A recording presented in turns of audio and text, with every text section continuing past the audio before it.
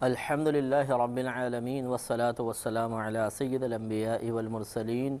اما بعد فاعوذ باللہ من الشیطان الرجیم بسم اللہ الرحمن الرحیم۔ سورۃ القصص چل رہی تھی اور اس کی تقریباً 60 آیات کی تفسیر مکمل ہوئی ہے۔ 60ویں آیت میں اللہ تعالیٰ نے ارشاد فرمایا کہ جو کچھ نعمتیں تمہیں دی گئی ہیں یعنی دنیاوی نعمتیں، یہ دنیاوی زندگی کا کچھ نفع اور اس کی زینت ہے۔ وما عند اللہ خیر و ابقا، لیکن جو اللہ تبارک و تعالیٰ کے پاس ہے وہ اس سے زیادہ بہتر بھی ہے اور باقی رہنے والا ہے۔ افلا تعقلون، تو کیا تم عقل نہیں رکھتے ہو؟ اس پر ہمارا کلام چل رہا تھا کہ بعض اوقات انسان دنیاوی مال و متاع کو جمع کرنے کی کوشش میں آخرت کو فراموش کر دیتا ہے، اور یہ زیادہ تر وہ حضرات ہوتے ہیں کہ جو پیسے کی دوڑ میں ایک دوسرے سے آگے نکل جانے یا اپنی موجودہ عزت کو برقرار رکھنے کے چکر میں ہوتے ہیں۔ ایک کروڑ پتی آدمی ہے، ایک ارب پتی آدمی ہے، بہت پیسہ اس کے پاس ہے، لیکن پھر بھی وہ زیادہ سے زیادہ جمع کرنے کے چکر میں رہتا ہے، حالانکہ وہ جانتا ہے کہ اس کوشش میں میں اپنی آخرت کا بہت نقصان کر رہا ہوں، بہت زیادہ اپنی آخرت سے میں غافل ہو چکا ہوں، عبادات مجھ سے ترک ہو رہی ہیں، اس دنیا جمع کرنے میں ہزارہ گناہ کرنے پڑ رہے ہیں، لیکن وہ بے پرواہ ہو جاتا ہے۔ اور وہی بات ہے کہ یا تو زیادہ کی ہوس ہوتی ہے، اور بعض اوقات ہوس تو ختم ہو چکی ہوتی ہے، لیکن موجودہ ساکھ کو برقرار رکھنا یا عزت کو برقرار رکھنا جو اس کثرت سے حاصل شدہ مال کی وجہ سے اس کو حاصل ہو، وہ اس کو محبوب رکھتا ہے۔ یہ جو کاروباری سرکل میں بعض حضرات ہر طرح کوشش کر کے اپنا ایک مقام بنا لیتے ہیں اور اس کو پھر وہ برقرار رکھنا چاہتے ہیں، اس کے پیچھے یہی لاجک ہوتی ہے کہ وہ یا تھنکنگ ہوتی ہے کہ وہ چاہتے نہیں ہیں کہ اب سب لوگ ہمیں اسے کہہ رہے ہوتے ہیں کہ یار یہ زبردست کاروباری ہے، صحیح وقت میں پیسہ انویسٹ کرتا ہے، صحیح جگہ کرتا ہے اور لک بھی بہت اچھی ہے تو وہ اس اپنے معیار کو قائم رکھنا چاہتا ہے۔ یہ بھی ایک حظ نفس ہوتا ہے، ایک نفس کی پسندیدگی ہوتی ہے کہ نفس چاہتا ہے کہ یہ جو ایک مقام عزت حاصل ہوا، جس چیز کی وجہ سے، جس وصف کی وجہ سے لوگ سب میری تعریف کر رہے ہیں، اب یہ چھننا نہیں چاہیے۔ اب اس کے لیے پھر وہ یہ غور و تفکر نہیں کرتا کہ میں آخرت سے کتنا غافل ہو گیا، کتنے میں ناجائز کام کر رہا ہوں، جھوٹ بول رہا ہوں، دھوکہ دے رہا ہوں، فراڈ کر رہا ہوں اور رشوتیں دے دے کے میں کام کروا رہا ہوں، لیکن وہ بے پرواہ ہو کے سب کرتا رہتا ہے۔ تو اللہ تبارک و تعالیٰ نے واضح طور پہ سمجھا دیا کہ جو اللہ کے پاس ہے وہ اس سے کہیں گنا بہتر بھی ہے، باقی رہنے والا بھی ہے، تو اس کو فراموش کر کے یہ محدود چیزیں جو مختصر وقت کے لیے تمہارے پاس رہیں گی اس سے دل لگانا مناسب نہیں ہے اور صاحب عقل کا یہ کام نہیں ہے۔ اور آخرت کے بارے میں اگر آپ غور کریں، نبی کریم صلی اللہ علیہ وسلم نے واضح طور پہ ارشاد فرمایا کہ اللہ تبارک و تعالیٰ نے اپنے نیک بندوں کے لیے ایسی ایسی نعمتیں تیار کر رکھی ہیں کہ نہ کسی آنکھ نے ان کو دیکھا، نہ کسی کان نے ان کے بارے میں سنا اور نہ کسی کے دل پر ان کے بارے میں کوئی خیال گزرا۔ ایسی ایسی نعمتیں اللہ نے تیار کر رکھی ہیں۔ تو بہرحال یہ ایک یقین کی بات ہوتی ہے، کسی کو دنیا کے اوپر زیادہ یقین ہوتا ہے تو وہ آخرت کو شک کی نگاہ سے دیکھتا ہے، کسی کو آخرت پر کامل یقین حاصل ہوتا ہے تو وہ دنیا کی پرواہ نہیں کرتا ہے۔ یہ اپنی اپنی قسمت کی بات بھی ہوتی ہے، اور کچھ ہمارے شامت اعمال بھی ہوتی ہے، کچھ سعادت کی بات ہے، کچھ بدبختی کی بات ہے، کوئی راستہ اختیار کر لیتا ہے اور کوئی شخص کوئی دوسرا راستہ اختیار کر لیتا ہے۔ بہرحال ہم اللہ تعالیٰ سے یہی دعا کریں گے کہ اللہ تبارک و تعالیٰ ہمیں بھی اور جتنے ہمارے سننے والے ہیں ہم سب کو آخرت کی طرف مائل رکھے اور اسے دنیا پر فوقیت دینے کی توفیق عطا فرمائے۔ آگے ارشاد فرمایا کہ أَفَمَنْ وَعَدْنَاهُ وَعْدًا حَسَنًا فَهُوَ لَاقِيهِ كَمَنْ مَتَّعْنَاهُ مَتَاعَ الْحَيَاةِ الدُّنْيَا، کیا پس وہ شخص کہ جسے ہم نے ایک اچھا اور بہتر وعدہ دیا، پس وہ ملنے والا ہے اس شخص سے، تو وہ اس سے ملے گا، یعنی اللہ تبارک و تعالیٰ سے پھر وہ ملاقات کرے گا، یا اس اپنے جو اللہ نے اچھی نعمتیں تیار کر رکھی ہیں اس سے جا کر وہ ملاقات کرے گا؟ کیا یہ شخص کمن اس شخص کی مثل ہے کہ متعناہ متاع الحیات الدنیا، کہ جسے ہم نے دنیاوی زندگی کا کچھ نفع عطا فرمایا، ثم ہوا یوم القیامت من المحضرین، اور پھر یہ شخص قیامت کے دن گرفتار کر کے حاضر کیا جائے گا۔ تو کتنے پیارے انداز میں سمجھایا کہ وہ شخص کہ جسے اللہ تبارک و تعالیٰ نے آخرت کے بارے میں اچھا وعدہ عطا فرمایا، اور یہ شخص اللہ تعالیٰ کے وعدے کے مطابق ان نعمتوں سے ملنے والا ہے، کیا یہ اس شخص کی مثل ہو جائے گا جس کو اللہ نے دنیاوی طور پہ کچھ نعمت عطا فرمائیں لیکن آخرت میں گرفتار ہو کے اللہ کی بارگاہ میں پہنچے گا؟ لہذا سمجھا دیے دونوں برابر نہیں ہو سکتے۔ لہذا جو آج کے دور میں کسی دین کی طرف مائل شخص یا عبادت گزار کو دیکھ کر اسے بیوقوف سمجھتے ہیں، نادان سمجھتے ہیں، دنیاوی دوڑ میں پیچھے رہ جانے کے سلسلے میں اس پر طعنہ زنی کی جاتی ہے کہ یہ تو پاگل ہو گیا ہے، مسجد کا ہو کر رہ گیا ہے، عبادات میں زیادہ لگ گیا ہے، معاذ اللہ یہاں تک کہتے ہیں کہ نماز انسان کا پیٹ بھر دیتی ہیں، کچھ دنیا کے لیے بھی کرنا چاہیے۔ تو اس طرح کی باتیں کر کے وہ دین کو حقیر، دیندار کو حقیر اور دنیا دار کو مطلب بڑی عزت کی نگاہ سے دیکھتے ہیں اور آخرت کا فراموش کرتے ہیں۔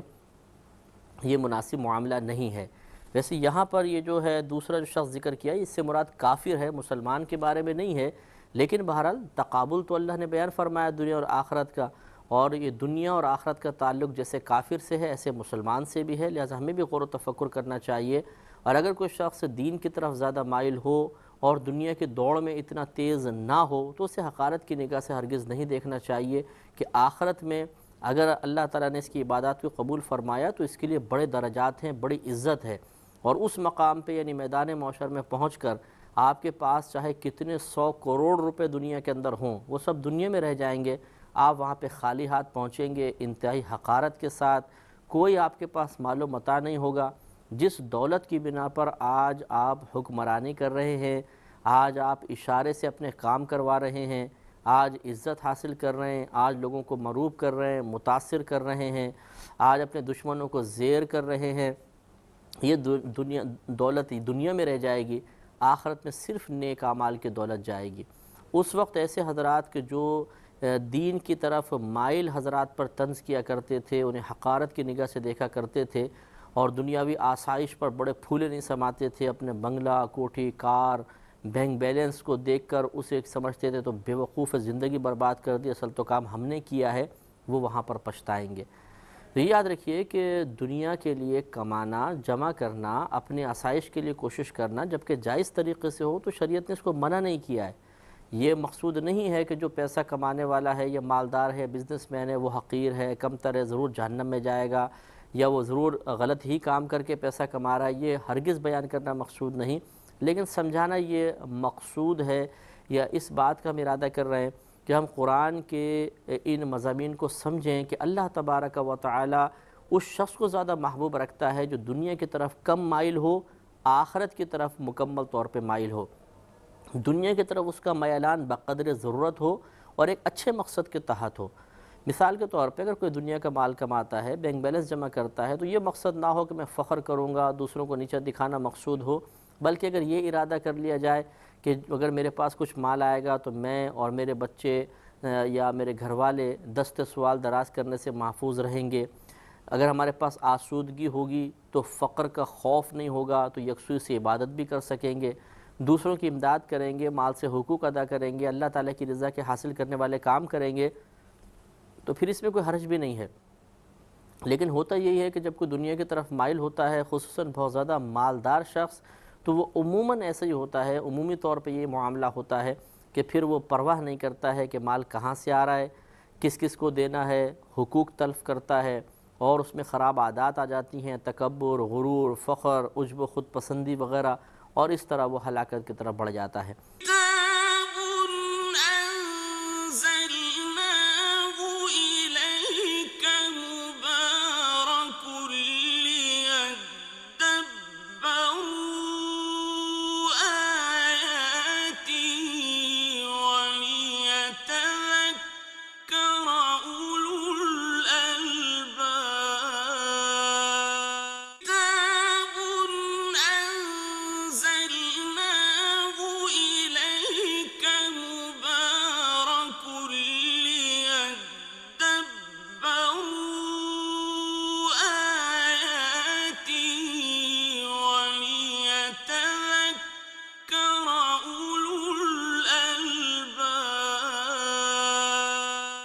اللہ تبارک و تعالیٰ نے آخرت کے معاملے میں واضح طور پہ ارشاد فرما دیا کہ جو شخص دنیا میں اچھے عمل کرے گا، اللہ کی طرف مائل رہے گا، گناہوں سے بچے گا، اس کے لیے اچھا وعدہ ہے جس سے وہ جا کر ملے گا، آخرت میں انعام پائے گا، اور اس کا اور دنیا کی طرف مائل شخص کا کوئی مقابلہ، کوئی جوڑ نہیں ہے، وہ پیچھے رہ جائے گا اور یہ بہت آگے بڑھ جائے گا۔ اسی طرح کافروں کا معاملہ ہے کہ اگر آپ آج کے دور میں دیکھیں تو کافروں کے پاس زیادہ نعمتیں ہیں، ٹیکنالوجی کے اعتبار سے وہ مسلمانوں سے آگے ہیں، دولت کے اعتبار سے، حسن و جمال بھی اللہ تعالیٰ نے کفار کو بہت عطا فرمایا ہے۔ تو اس کا مطلب ہرگز یہ نہیں ہے کہ اگر دنیا میں وہ مسلمان قوم سے آگے بڑھ گئے وقتی طور پر تو آخرت میں بھی آگے رہیں گے،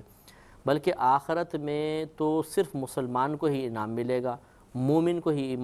انعام ملے گا، کیونکہ آخرت کی نجات کا دار و مدار ایمان لانے پر ہے۔ اگر ہمارے نبی کریم صلی اللہ علیہ وسلم پر اور جتنی مذہب اسلام کی ریکوائرمنٹ ہیں کہ اللہ کی ذات و صفات کو صحیح طریقے سے تسلیم کیا جائے، آسمانی کتابیں، انبیاء علیہ السلام، جنت، دوزخ، جن، فرشتے، تقدیر کے مسائل، آخرت کے حساب و کتاب وغیرہ کے مسائل، سب پر صحیح طرح ایمان لائے گا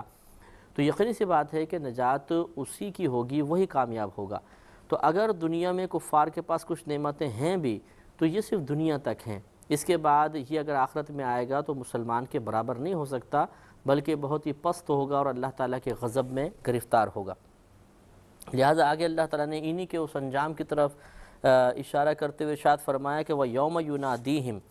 اور جس دن اللہ تبارک و تعالیٰ ان کفار کو ندا فرمائے گا، فَيَقُولُ، تو فرمائے گا کہ أَيْنَ شُرَكَائِيَ الَّذِينَ كُنْتُمْ تَزْعُمُونَ، کہ کہاں ہیں تمہارے میرے وہ شرکاء جنہیں تم گمان کرتے تھے۔ قَالَ الَّذِينَ حَقَّ عَلَيْهِمُ الْقَوْلُ، کہیں گے وہ جن پر بات ثابت ہو چکی، یعنی وہ کفار جنہوں اب حق سمجھ گئے کہ اوہو یہ تو ہم سے بہت بڑی غلطی ہو گئی، دنیا میں ہم نے نبیوں کا کہنا نہیں مانا، نبی کریم صلی اللہ علیہ وسلم کی بات تسلیم نہیں کی، بہت نقصان ہو گیا۔ تو وہ کہیں گے ربنا، اے ہمارے رب، ہؤلاء الذین اغوینا، یہ ہیں وہ لوگ جنہیں ہم نے گمراہ کر دیا تھا، اغویناہم کما غوینا، ہم نے انہیں گمراہ کیا جیسے خود گمراہ ہو گئے تھے۔ تو وہ لوگ جو ایک رہنما کی حیثیت رکھتے ہیں کفار میں، انہوں نے اپنے متبعین کو اپنے گرد جکڑ کر رکھا اور اسلام کے قریب نہ آنے دیا، جیسے نبی کریم صلی اللہ علیہ وسلم کے دور کے کفار اور مشرکین کے سردار، اسی طرح یہودیوں کے بڑے بڑے علماء جو اس دور میں تھے، اور انہوں نے اپنی عوام سے توریت میں موجود نبی کریم صلی اللہ علیہ وسلم کی نشانیوں کو چھپا کر اور پوشیدہ رکھا اور اس طرح انہیں گمراہ کر دیا۔ اس قسم کے لوگ یہ بات کہیں گے کہ اے ہمارے رب، یہ ہیں وہ لوگ کہ جنہیں ہم نے گمراہ کر دیا تھا اور ہم نے انہیں گمراہ کیا جس سے ہم خود گمراہ ہو گئے تھے۔ تبرأنا الیک، ہم ان سے بیزار ہو کر تیری طرف حاضر ہوئے ہیں، ما کانوا ایانا یعبدون، اور وہ ہم کو نہ پوجتے تھے، یہ ہماری عبادت نہیں کرتے تھے، یعنی بیزاریت کا اظہار کریں گے، ہم ان سے بیزار ہو کر تیری طرف رجوع کرتے ہیں کہ یہ ہماری عبادت نہیں کرتے تھے۔ وَقِيلَ ادْعُوا شُرَكَاءَكُمْ، اور ان سے فرمایا جائے گا کہ اپنے شرکاء کو پکارو، یعنی جن کو تم اللہ تعالیٰ سے شریک ٹھہراتے تھے ان کو پکارو۔ فَدَعَوْهُمْ، تو وہ انہیں پکاریں گے۔ فَلَمْ يَسْتَجِيبُوا لَهُمْ وَرَأَوُا الْعَذَابَ، تو وہ جو بت وغیرہ تھے جن کی پوجا کرتے تھے وہ ان کی نہیں سنیں گے، کوئی جواب نہیں دیں گے۔ وَرَأَوُا الْعَذَابَ، اور یہ کفار عذاب کو دیکھیں گے۔ لَوْ أَنَّهُمْ كَانُوا يَهْتَدُونَ، یہ کیا ہی اچھا ہوتا کہ اگر یہ لوگ ہدایت پا جاتے، یعنی دنیا کے اندر ان کو لاکھ سمجھایا گیا نہیں مانے، اور وہاں پر جا کر پھر ان سے تنزیہ طور پہ کہا جائے گا اچھا اپنے شرکاء کو بلا کے لاؤ، اب یہ آوازیں دیں گے تو کون وہاں سننے والا ہے، تو لہٰذا پھر ان کو بڑا احساس ہوگا، اور جب یہ عذاب کو سامنے اپنے دیکھ لیں گے تو بہت زیادہ پچھتاوا اور حسرت ہوگی کہ کاش ہم نبیوں کی باتوں کو مان لیتے۔ وَيَوْمَ يُنَادِيهِمْ، اور جس دن انہیں اللہ تبارک و تعالیٰ ندا کرے گا، فَيَقُولُ، تو فرمائے گا کہ مَاذَا أَجَبْتُمُ الْمُرْسَلِينَ، تم لوگوں نے رسولوں کو کیا جواب دیا تھا۔ فَعَمِيَتْ عَلَيْهِمُ الْأَنْبَاءُ، تو اندھی ہو جائیں گی ان پر خبریں، یومئذ، اس دن، یعنی خبریں اندھی ہو جائیں گی کا مطلب یہ ہے کہ جو پہلے وہ باتیں کہا کرتے تھے وہ اب ان کو بالکل نہیں سوجھیں گی، یعنی پہلے تو وہ انبیاء علیہ السلام کو بڑا چہک چہک کے جواب دیتے تھے، الزام تراشیاں کرتے تھے، کراس کویسچنز کرتے تھے، وہ ساری جو باتیں ہوں گی وہ سب ختم ہو جائیں گی، ان کے ذہن کام نہیں کریں گے۔ فہم لا یتساءلون، تو وہ کچھ پوچھ گچھ نہ کریں گے، کوئی سوال وغیرہ نہیں کریں گے۔ یعنی گنگ ہو جائیں گے. پہلے بہت چہکتے تھے لیکن اب وہاں پر دہشت کی وجہ سے زبانیں بند ہو جائیں گی. فَأَمَّا مَنْ تَابَ وَآمَنَ وَعَمِلَ صَالِحًا، تو جس نے توبہ کی اور وہ ایمان لایا اور اس نے نیک عمل کیے، فَعَسَىٰ أَن يَكُونَ مِنَ الْمُفْلِحِينَ، تو قریب ہے کہ وہ فلاح پانے والوں میں سے، کامیاب ہو جانے والوں میں سے ہو جائے. تو 3 چیزیں بیان فرمائی: توبہ، ایمان، عمل صالح. یہ 3 چیزیں بہت ضروری ہیں. ایک شخص اگر کافر سے مسلمان ہوتا ہے تو اس کے لیے 3 چیزیں نجات کے لیے ضروری ہیں. نمبر 1، وہ توبہ کرے، یعنی اپنے سابقہ مذہب سے توبہ کرے. ہمیشہ اصول یاد رکھیے کہ اگر آپ کسی کو مسلمان کرنے کی سعادت حاصل کریں تو صرف کلمہ پڑھا دینا کافی نہیں ہوگا، بلکہ سب سے پہلے اس کو توبہ کروانی ہوگی. پھر فرمایا وہ آمنا، پھر وہ ایمان لے کر آئے. تو اس کا مطلب ہے توبہ الگ چیز ہے، ایمان الگ چیز ہے. توبہ کا مطلب یہ ہے کہ جس سابقہ مذہب پر وہ قائم تھا، اس مذہب کے جو مشہور عقائد باطلہ ہیں ان سے وہ بیزاریت کا اظہار کرے اور اعلانیہ طور پر انہیں غلط قرار دے. مثال کے طور پر کوئی بت پرستی کرتا تھا اور وہ ایمان کی طرف مائل ہوا ہے، تو اسے کہنا ہوگا کہ ہاں میں تسلیم کرتا ہوں کہ بت پرستی غلط ہے، اللہ تبارک و تعالیٰ کی ہی عبادت کرنی چاہیے، اس کے ساتھ کسی کو شریک ٹھہرانا ممنوع ہے.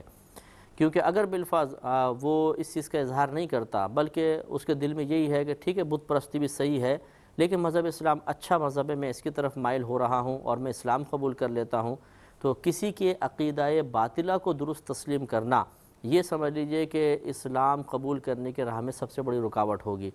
ایسا نہیں ہو سکتا کہ ہم غلط عقیدے کو بھی درست قرار دیں، کیونکہ عقیدے کا تعلق کوئی خارجی عمل سے نہیں ہوتا بلکہ ایک نظریے کو آپ درست تسلیم کر رہے ہیں، صحیح تسلیم کر رہے ہیں، دل سے اس کے حق ہونے کی تصدیق کر رہے ہیں، یہی ایمان ہے. تو اب آپ ایک غلط عقیدے کو اگر یہ کہہ رہے ہیں کہ یہ صحیح ہے تو اس کا مطلب ہے کہ آپ اس پر ایمان رکھتے ہیں، اور غلط عقیدے پر جب آپ ایمان رکھتے ہیں تو صحیح عقیدے پر ایمان بھی آپ کا معتبر نہیں ہوگا.